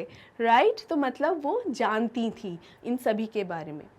दूसरा, जिस तरीके से इन्होंने कैरेक्टरिस्टिक्स इन जानवरों की एक्सप्लेन की है, हमें ये भी समझ में आता है कि वो कितना माइन्यूटली ऑब्ज़र्व किया है. रिमेंबर, मैंने कहा था एक वर्ड यूज़ कर रही हूँ, माइन्यूट, आगे आपको हेल्प करेगा. क्या मतलब था माइन्यूट का? बहुत ही बारीकी से किसी चीज़ को ऑब्ज़र्व करना या देखना, समझना. ओके, बहुत ही बारीकी से किसी चीज़ को देखना, परखना, समझना ही माइन्यूटली कहा जाता है. तो इन्होंने जिस तरीके से कैरेक्टरिस्टिक्स हो गई, यानी उनके अपने शिकार को मारने के तरीके, या कह लीजिए कि वो जिस तरीके से दिखते हैं या जिस तरीके से वो अपने शिकार को खाते हैं, वो उस वक्त क्या करते हैं या क्या नहीं करते हैं, ये सब कुछ उन्होंने बहुत ही कम शब्दों में, लेकिन फिर भी बहुत ही बढ़िया डिटेल्स के साथ, बारीकी के साथ हमें बताया है. तो ये माइन्यूट डिटेल्स एक तरीके से प्रूव करती हैं कि वेल्स ने कितना ध्यान उन पर दिया है, यानी वो, अगेन मैं बोलूँगी, कितना फोकस्ड रही होंगी उस पर. और इतना फोकस तभी आ पाता है जब आप सच में किसी चीज़ को या किसी व्यक्ति को, वस्तु को, या इस केस में जानवरों को बहुत पसंद करते हैं। तो इस बात में तो कोई डाउट नहीं है कि कैरोलाइन वेल्स वाइल्ड एनिमल्स को पसंद करती हैं, she loves them. In the poem How to Tell Wild Animals, Wells describes the characteristics of many animals. उन्होंने हर स्टेंजा में जानवरों के बारे में बताया है। 6 स्टेंजाज में 7 एनिमल्स के बारे में उन्होंने बात की है। मतलब 7 अलग अलग एनिमल्स को, 7 अलग अलग एनिमल्स को, वाइल्ड बीस्ट को, क्रीचर्स को उन्होंने एक्सप्लेन किया है। And this shows that how minutely she has observed all these wild beasts. कितना ध्यानपूर्वक उन्होंने इन सभी wild beasts, जंगली जानवरों के बारे में उन्हें देखा होगा, परखा होगा। She even described the peculiarities of the animals. Peculiarity का मतलब होता है कोई खास बात, छोटी छोटी बहुत ही ज़्यादा खास और अहम बात, पर्टिकुलर चीज़ें, ओके। तो she even described the peculiarities of the animal like body color, मतलब बहुत ही खास और अहम चीज़ें कि बॉडी कलर क्या है उनका। जैसे एशियन लाइन का टॉनी बीस्ट टॉनी कलर है, और बंगाल टाइगर का कलर क्या है, येलो, रिमेंबर। और कैमेलियन अपनी स्किन का कलर कैसे चेंज करता है, राइट। इस तरीके की details. So body colour, the typical actions, the way they look, वो दिखने में कैसे हैं। जैसे देखा जाए तो एशियन लाइन और बंगाल टाइगर का कलर ऑलमोस्ट सिमिलर सा है। One is yellow and the other one is yellowish brown, ठीक है। सेम तो नहीं है, हल्का फुल्का सिमिलर सा है, थोड़ी बहुत समानताएं हैं, लेकिन फिर भी क्या चीज़ है जो उनको डिफ्रेंशिएट कर रही है, बंगाल टाइगर की स्ट्राइप्स। तो उन्होंने वो भी मेंशन की है। उनके टिपिकल एक्शंस मतलब उनके अपने खुद के स्पेसिफिक एक्शंस क्या हैं, मतलब वो क्या हरकत करते हैं जब वो अपने प्रेस को देखते हैं, अपने शिकार को देखते हैं। और किल देयर प्रे, जब उन पर अटैक करते हैं तो उनका अपना अपना अलग अलग तरीका क्या है उन्हें अटैक करने का, right. And when she describes them it is in a very humorous way, बहुत ही मजाकिया तरीके में उन्हें एक्सप्लेन किया गया है, so that we all can learn about them in an interesting way. देखिए, हमने उनके बारे में जाना भी, सभी जानवरों के बारे में अच्छे से जाना समझा।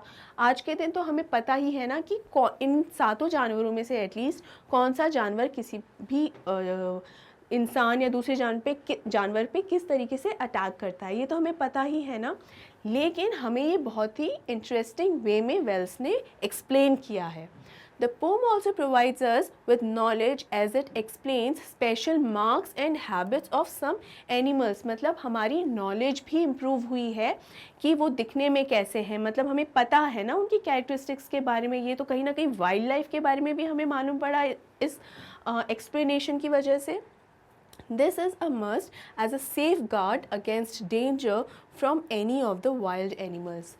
ये नॉलेज और ये जो इन्फॉर्मेशन हमें इस पोम के थ्रू मिली है, जो वेल्स ने हमें प्रोवाइड करवाई है, इस वजह से हमें एक कहीं ना कहीं सेफ्टी मेजर्स भी समझ में आते हैं कि हमें पता चलता है कि हम किस तरीके से एक सेफगार्ड ले सकते हैं। सेफगार्ड का मतलब होता है बचाव या रक्षा कवच एक तरीके का, ताकि हमें पता चल सके कि ये किस तरीके के रवैया करते हैं। जैसे बंगाल टाइगर जो है वो आपको 1 सेकंड का भी मौका नहीं देता, तो हमको ध्यान रखना है कि जब अगर कभी ऐसे मिलना हो ही जाए, सचमुच में वो ग्रीट कर ही दे, तो हमें वहाँ खड़े रह के वेट नहीं करना है।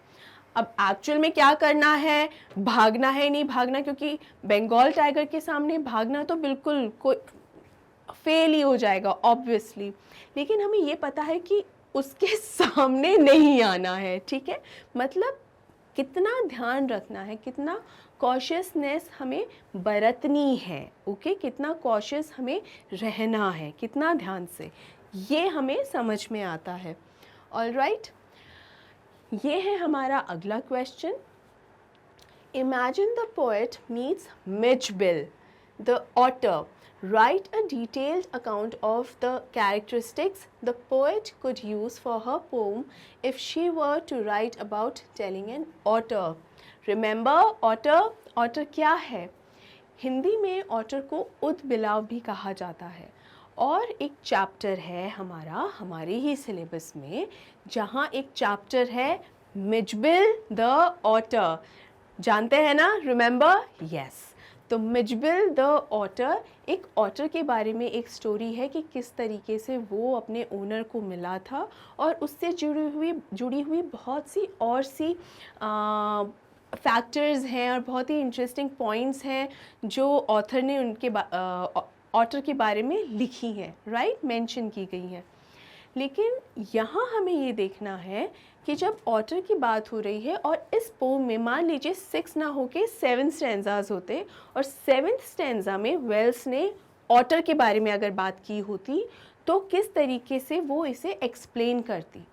अब ये ध्यान रखिए कि बाकी एनिमल्स के क्या क्या कैरेक्टरिस्टिक्स एक्सप्लेन की हैं, जैसे वो दिखते कैसे हैं, उनके स्किन कलर के बारे में एक तो बात करी है, दूसरा उन्होंने किस तरीके से ये जानवर अटैक करते हैं इसके बारे में बात की है, और तीसरी बात करी है कि वो खाते किस तरीके से हैं और आप ये इन सब बारे में आपको बताया गया है, राइट। ऐसी ही कुछ डिटेल्स शायद वो ऑटर के बारे में भी देती, इज़न्ट इट, कि ऑटर दिखने में कैसा है, छोटा है, बड़ा है, उसकी स्किन कैसी है, बहुत ही रफ स्किन है या स्लिपरी स्किन है, कैसी होती है उसकी स्किन, और उसकी हरकतें क्या होती हैं, वो आप पर झपट्टा मारता है या खेल कूद में ज़्यादा रहता है, किस तरीके की वो हरकतें हैं जो ऑटर करता है बेसिकली, और जिसे देखते ही आपको समझ में आ जाए कि एक ऑटर कैसा होता है। ऑलराइट, तो आइए पढ़ते हैं इसका detailed explanation.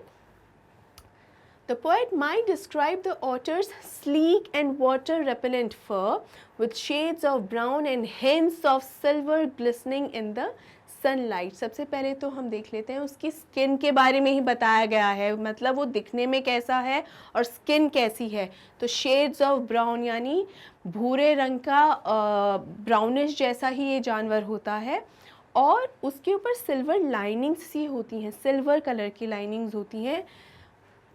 Glistening in the sunlight, glistening का मतलब होता है चमकना, मतलब अगर धूप में आ जाता है ऑटर तो उस पर जब धूप की किरणें पड़ती हैं, सन रेज गिरती हैं, तो वो ऐसे चमकती हैं जैसे चांदी ही चमक रही हो। तो वो सिल्वर की जो लाइनिंग्स होती हैं वो इसी तरीके से चमकती हैं जैसे चांदी चमकती है, और फरी स्किन होती है उसकी, ठीक है, हेयर होते हैं।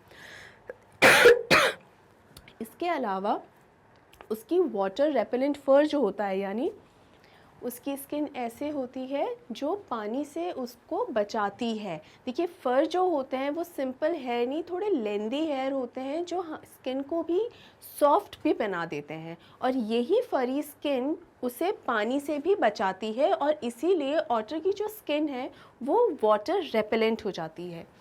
इसके आगे she could emphasize the otter's supple body capable of graceful dives and acrobatic leaps। इसका क्या मतलब है? सपल बॉडी का मतलब होता है एक बहुत ही फ्लेक्सिबल या लचीली बॉडी, मतलब बहुत ही ज़्यादा सॉफ्ट। अब सॉफ्ट यहाँ टच से सॉफ्ट नहीं है कि छूने पर बहुत ही सॉफ्ट है, या इसका ये मतलब है कि उसकी पूरी बॉडी बहुत ही फ्लेक्सिबल है, बहुत ही लचीली है, और यही कारण है कि जब ऑटर पानी में भी डाइव मारता है, यानी पानी में जब गोते मारता है, कूदता है पानी में, गोते मारना ही डाइव कहलाता है, ओके।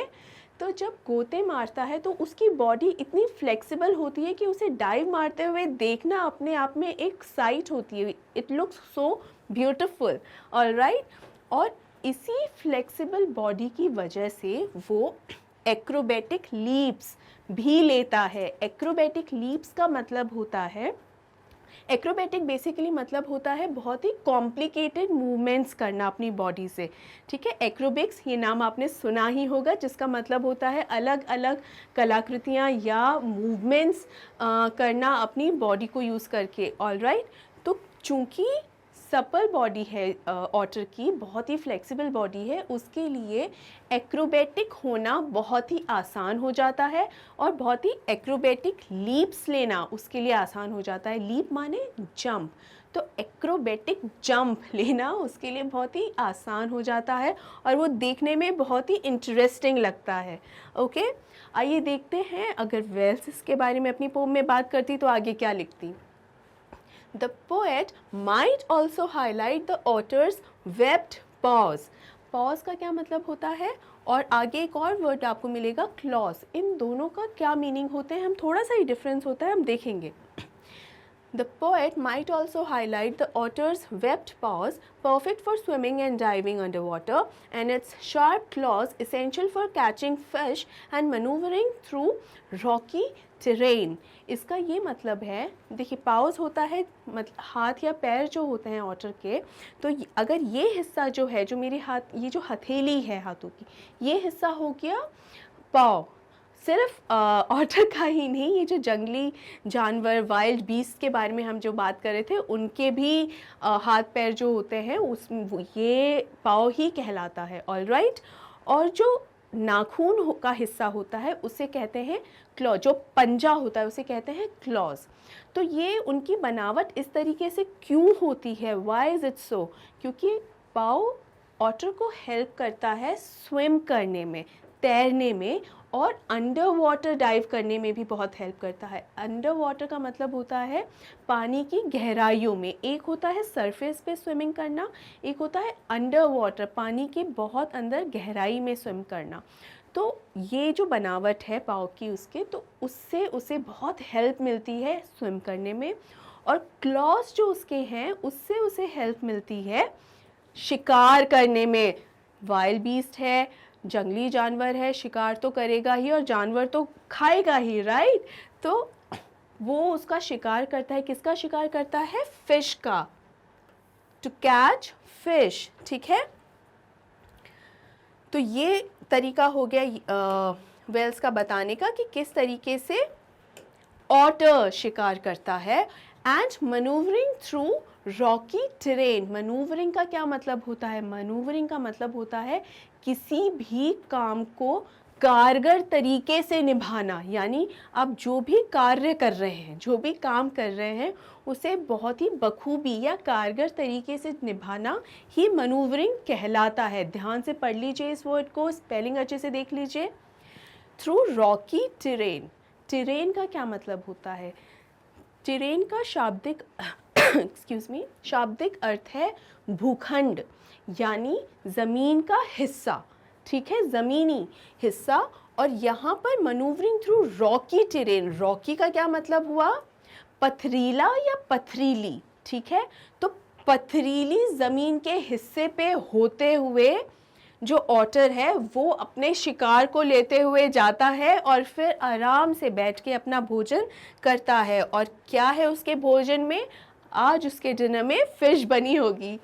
चलिए आगे देखते हैं। She could depict the otter's curious and inquisitive nature, its keen senses alert to every movement in its surroundings। देखिए यहाँ पर 3 वर्ड्स, एक तो है inquisitive, एक है curious और तीसरा है keen।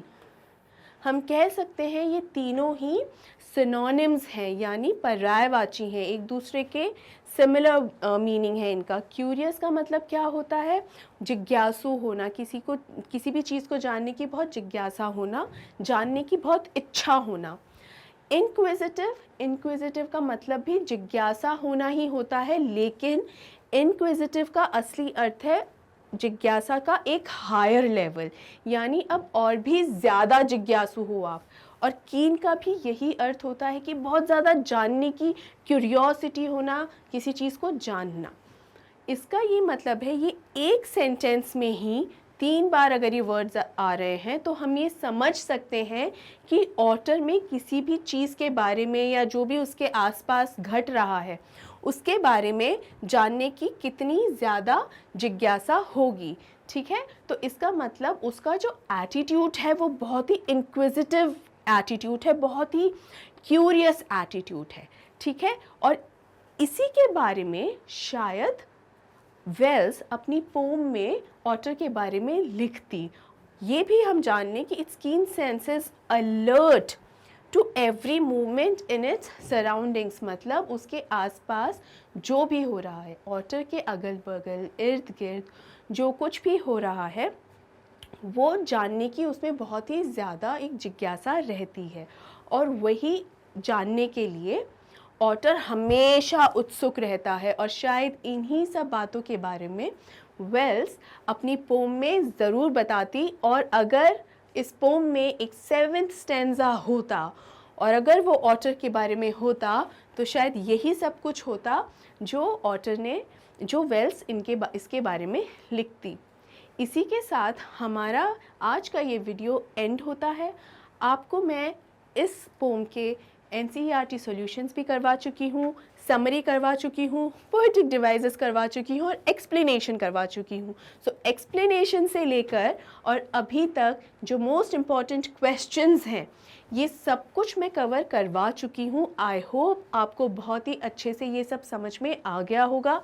फिर भी अगर आपको कोई भी डाउट है, आप कोई भी क्वेश्चन पूछना चाहते हैं, तो आप कमेंट सेक्शन में कमेंट करके पूछ सकते हैं। और आखिर में मैं आपको ये याद दिला दूं कि मैग्नेट ब्रेन्स आपको प्रोवाइड करवाते हैं हाई क्वालिटी कंटेंट और एजुकेशन के साथ ये सभी टॉप कोर्सेज, वो भी एकदम free of cost. E books और ई नोट्स के लिए आपको डिस्क्रिप्शन बॉक्स में लिंक दिए गए हैं, आप उन्हें विज़िट कर सकते हैं। और वीडियोस के एक्सेस के लिए आप www.magnetbrains.com पर भी विज़िट कर सकते हैं। आप हमें फेसबुक, इंस्टा, टेलीग्राम और ट्विटर पे भी फॉलो कर सकते हैं। अगर ये वीडियो पसंद आई हो तो इसे ज़रूर से लाइक और शेयर कीजिए और मैग्नेट ब्रेन्स को सब्सक्राइब करना बिल्कुल भी ना भूलिए। Thank you so much.